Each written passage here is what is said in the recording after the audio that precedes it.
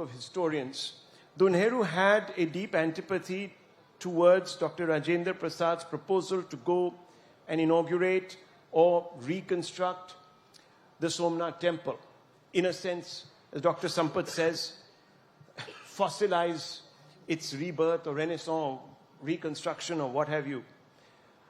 How would that not have influenced the historians of the time or the makers of the syllabus of the time? Do you agree with this, or do you just believe that this was accidental, some great minds worked and they came up with textbooks and they said it as it was? I don't think it's that innocent. I'll give you perhaps a nugget. So, Roshan Seth, the actor, plays Nehru in Bharat Ek Khoj. And in the episode that speaks of Prithviraj Chauhan, it ends with a reference to Prithviraj Raso, which speaks of how Ghori was killed by a blinded Prithviraj Chauhan. And that's how that particular story ends. But Nehru's comment with respect to that particular ending is, this is perhaps make-believe. And I don't think this would have been the case.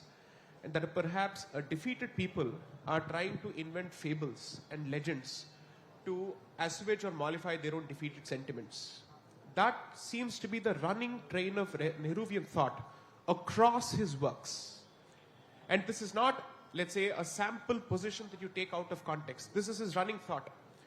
Now, I would agree with Mr. Khurshid if assume for a moment two sets of scholars with divergent opinions were equally patronized for their positions in scholarship.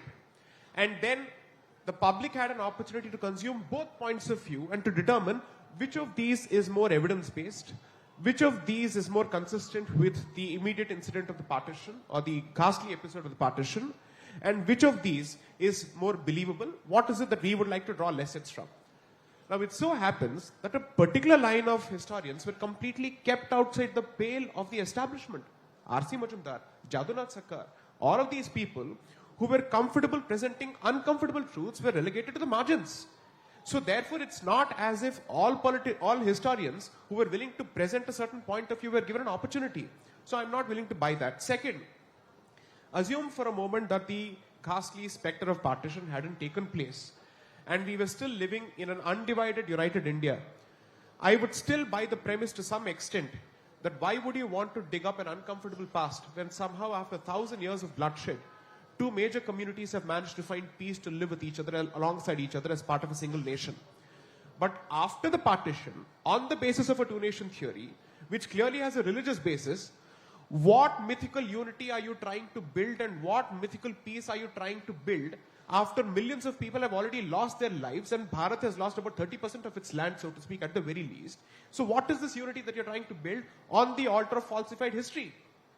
I can understand that there's an incentive to build this unity and this peace-building initiative, provided the partition hadn't taken place. But after the partition, at the very least, the government has an obligation to place historical facts. Allow people to come forward and say that this is what has happened, there is a continuum as far as this particular mindset is concerned, and there cannot be a repeat of this particular mindset for the benefit of our own people.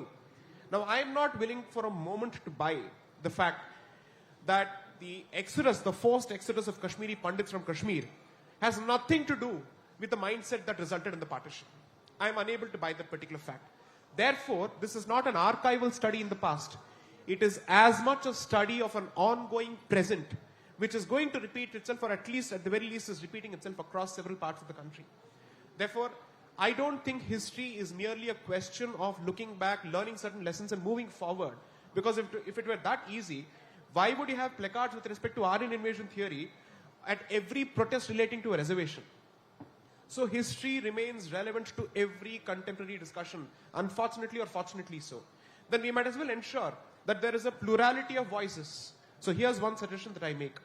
And this is on the basis of my discussion with several historians. And I hope Dr. Vikram Sampath weighs in on this.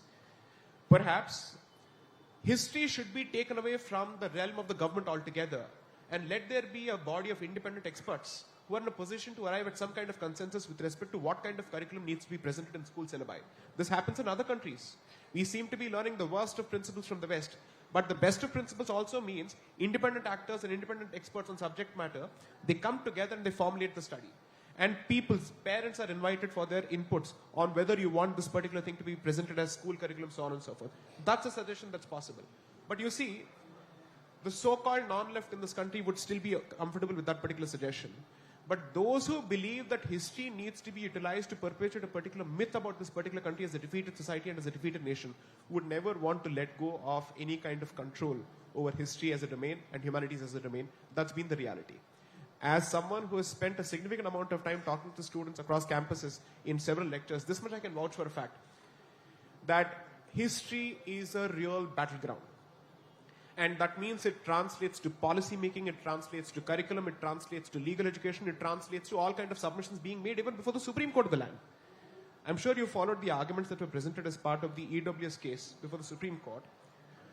I would say that was a textbook instance of Nehruvian distorted history being mainstreamed through arguments before the highest court of the land.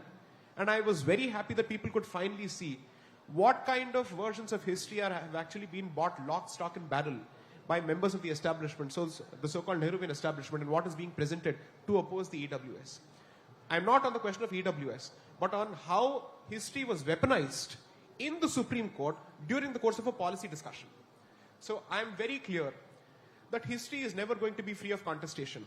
I'm only hoping that people have the courage of their conviction and the honesty to wear their biases on their sleeve and allow the evidence to speak for itself so that the public can ask itself whether the bias prevails over the evidence or the evidence prevails over the bias.